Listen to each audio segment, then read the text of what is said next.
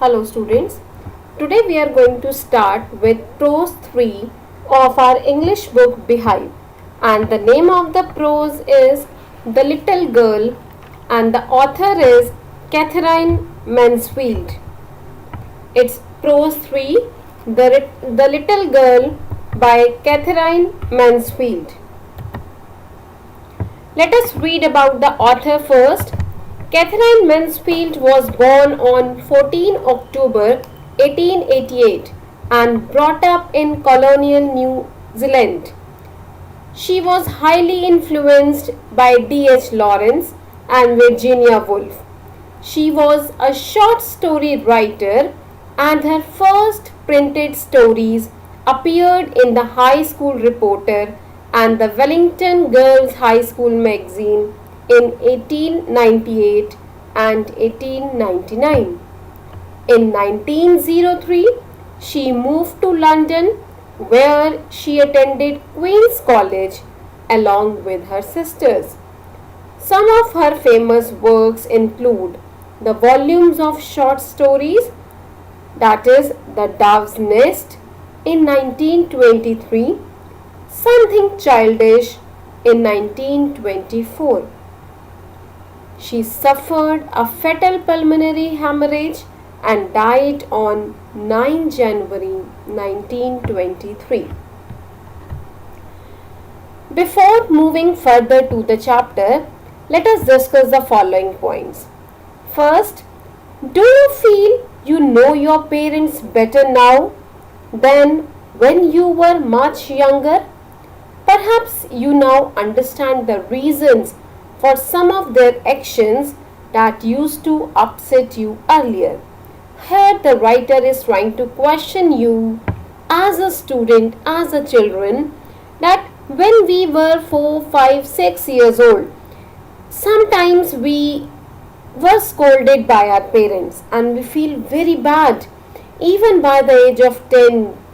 In fact, many of us are scolded by our parents now even, so we feel very bad. But I am sure when we grow up, we will be able to understand that there is always a reason behind their scolding. And then the things which upset us this time, that thing will bring smile on our face later on. Similarly, this story about a little girl whose feelings for her father changed from fear to understanding will probably find an echo in every home.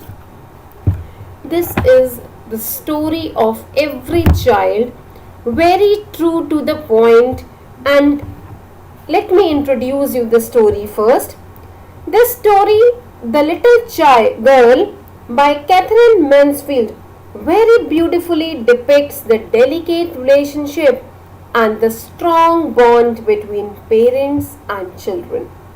Sometimes the parents seem to dominate their children, but they are actually being protective and concerned about the security and well-being of their little ones. Young children tend to interpret the stern behavior of their parents in a negative way. However, there is a mutual bond which is so strong that they soon realize that behind the seemingly unforgiving attitude of their parents lies a soft corner full of love, care, and concern. So, this story is all about the same. The story is about a little girl whose name is Kezia. There are four major characters in the story: Kezia, mother, father, and grandmother. Let's read it. Let's start with the chapter. To the little girl, he was a figure to be feared and avoided. Every morning before going to work, he came into her room and gave her a casual kiss, to which she responded with, "Goodbye, father." And oh, there was a glad sense of relief when she heard the noise of the carriage growing fainter and fainter down the long road. So the first line is, to the little girl he was a figure. Who is he here? In the third line we are seeing the word in inverted commas, goodbye father. That means he here refers to the father, to the girl's father, or you can say to Kezia's father. So she was a very small girl and she was afraid of her father and always tried to avoid his company. But every morning before he goes to the office, he came to Kezia's room and gave her a casual kiss, and she responded by saying goodbye father. And after that she feel very relieved. She feel very happy that yes, now he is gone for the whole day. Now I will be totally free. So there was a sense of fear in her mind, which actually is reflected. In the evening when he came home, she stood near the staircase and heard his loud voice in the hall. Bring my tea into the drawing room. Hasn't the paper come yet? Mother, go and see if my paper's out there. Bring me my slippers. So this is how his father used to react, or he used to question and order after coming back from office. And Kezia used to stammer. She used to feel very bad. Basically, the father's stern behavior shakes the little girl's faith in him to such an extent that she develops a strong dislike for him. Kezia, mother would call to her, if you are a good girl, you can come down and take off your father's boots. So now the mother used to speak, Kezia, come up, come down, your father has come from the office, please take off his boots. Slowly the girl would slip into the stairs, more slowly still across the hall. So very slowly she used to came down from her room and slowly coming into the hall where the father used to sit in the evening and push open the drawing room door. By the time he had his spectacles on and looked at over them in a way that was terrifying to the little girl, and he had his spectacles and he used to see through his spectacles, and that look actually terrified the little girl. Well, Kezia, hurry up and pull off these boots and take them outside. Have you been a good girl today? So this is how the father used to talk to her in a very loud voice, and he used to question, if you have been a good girl, and please take off my shoes or boots and keep them outside. I don't know, father. So she used to stammer. She was not able to speak properly in front of her father. So she used to stammer. See, I don't know, father. So this is the stammering. Lad khada kar bolna, not able to speak properly. You don't know? If you stutter like that, mother will have to take you to the doctor. Again he shouts. If you speak like that, if you speak like this, if you're not able to speak properly, so definitely I'm going to take, or mother will take you to the doctor. She never started with other people, had quite given it up, but only with father, because she was trying so hard to say the words properly. What's the matter? Why are you looking so wretched about? Mother, I wish you taught this girl not to appear to the brink of suicide. Here, Kezia, carry my teacup back to the table carefully. So every time his father used to scold her, every time. So she started, or she developed a strong dislike for the father.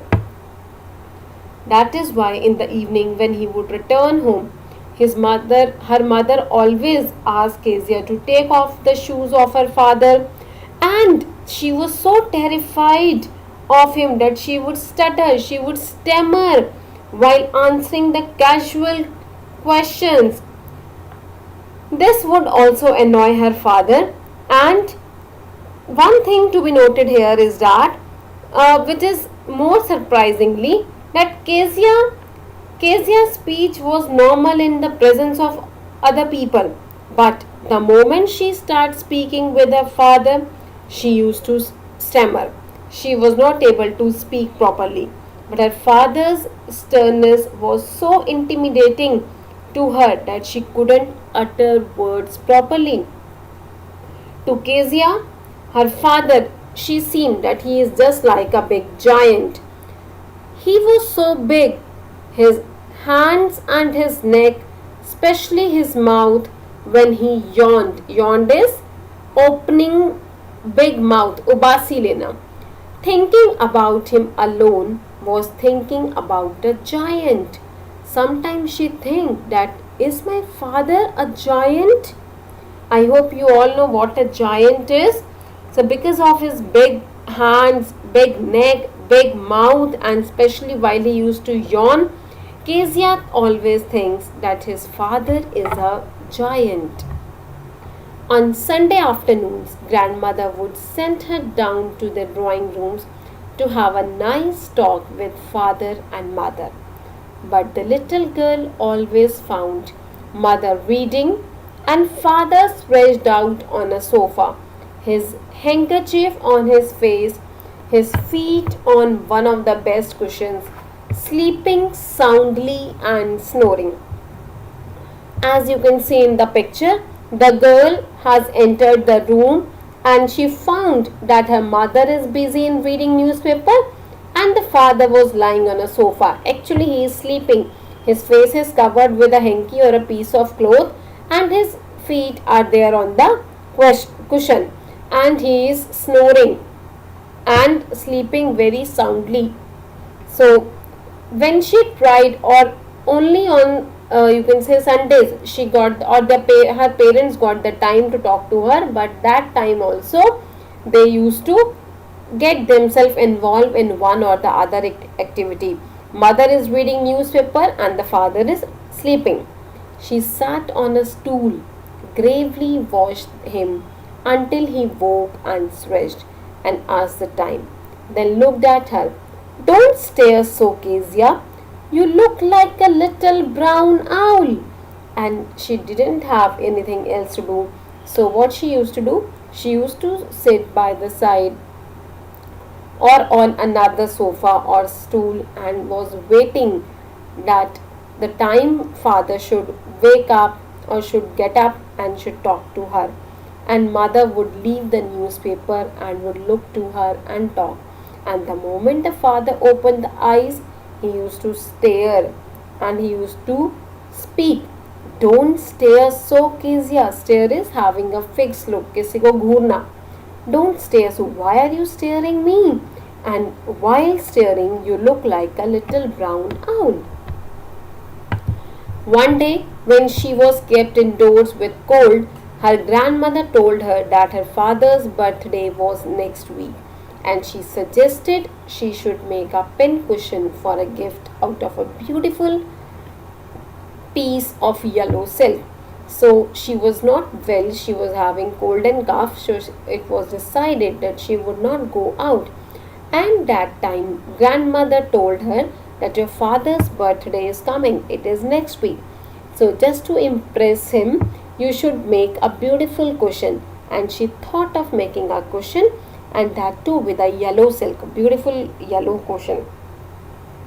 Laboriously, with a double cotton, the little girl stretched three sides. But what was to fill it with? Now she worked very hard and she took a beautiful yellow cloth, stitched all the three sides, and one side was left open so that she could fill something. It could turn into a question. But the question here is, what to be filled? किसके साथ इस question को fill किया जाए? The grandmother was out in the garden and she wandered into mother's bedroom to look for scraps. Wandered is to move. So that time grandmother was actually not there so that she could ask anything. So and she was outside, and we read in just about that she was having cold and cough. So she was not supposed to move out. She was only to be in the house. So that time she just wandered, moved into the mother's bedroom just to look for the old clothes or papers or something that It was not there in her mind कि किस चीज़ से question को fill किया जाए.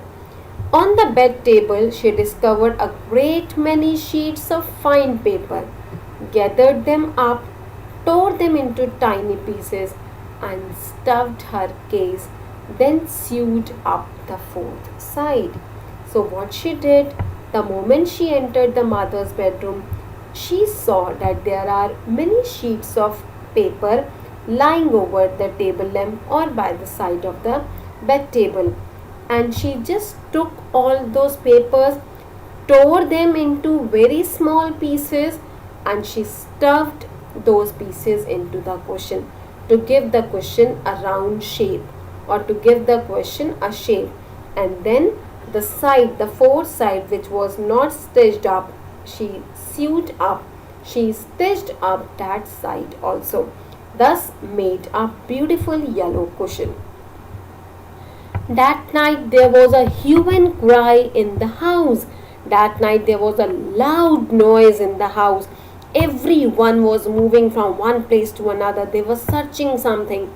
Father's great speech for the Port Authority had been lost. Rooms were searched, servants questioned.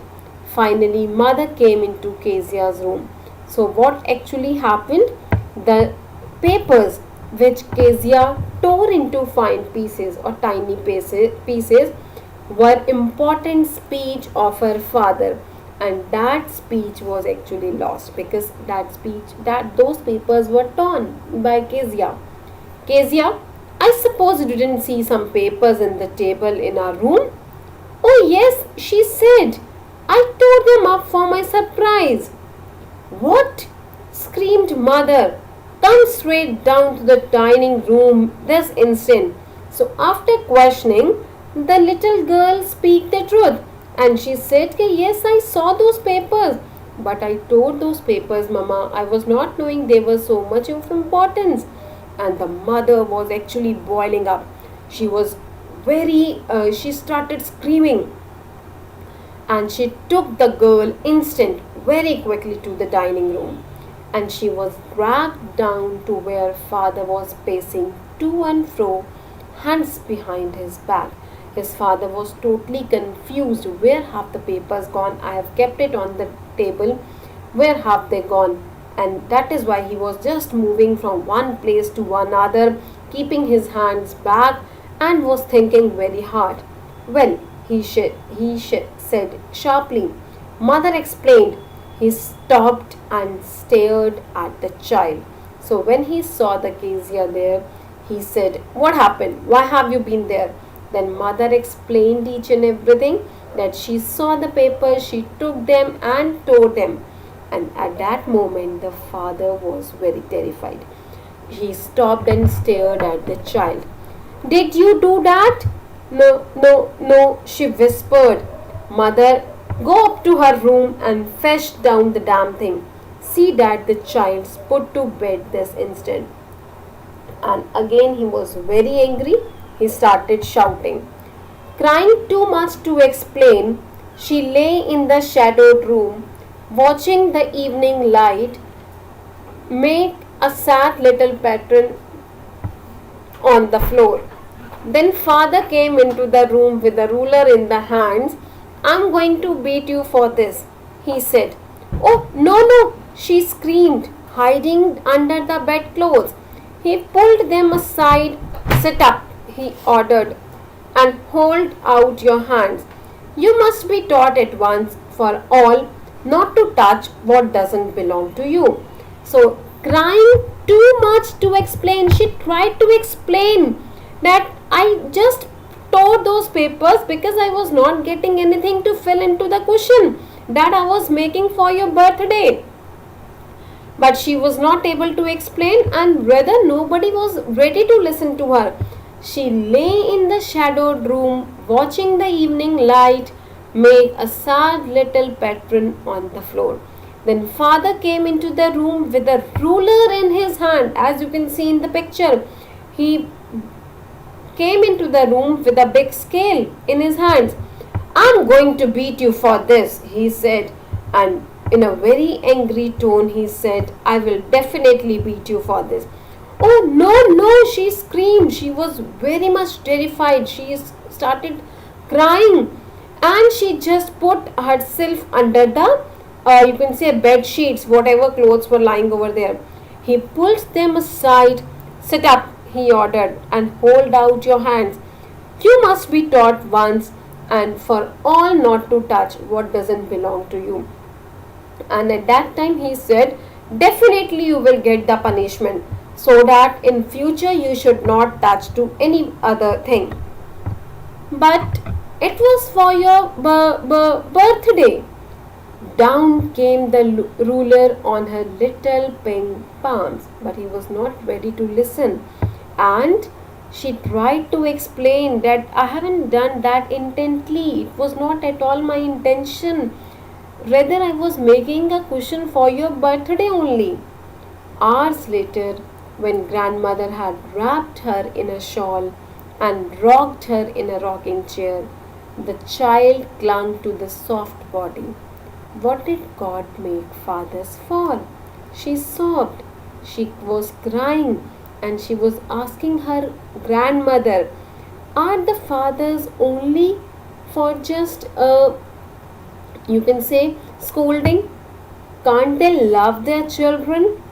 Here is a clean hanky, darling. Blow your nose. As we have read, she was having cold that day and she was beaten up very hard by the father. So she started crying, and while crying, her grandmother gave her a hanky to blow her nose. Go to sleep, pet. You will forget all about that in the morning. I tried to explain to father, but he was too upset to listen tonight. The grandmother was actually consoling her, soothing her, calming her. Okay, okay, don't cry. Tomorrow you will forget each and everything, and hopefully father will also forget that. But the child never forgot. Next time she saw him, she quickly put both hands her back and a red color flew into her cheeks. But always the thing was there. The moment she saw her father, that scene actually recapped that yes, he used to beat me with the scale or ruler, and that is why she used to put her both hands behind her back, and the face turned into red because of fear. So, rest of the chapter will be explained in the next video. Thank you.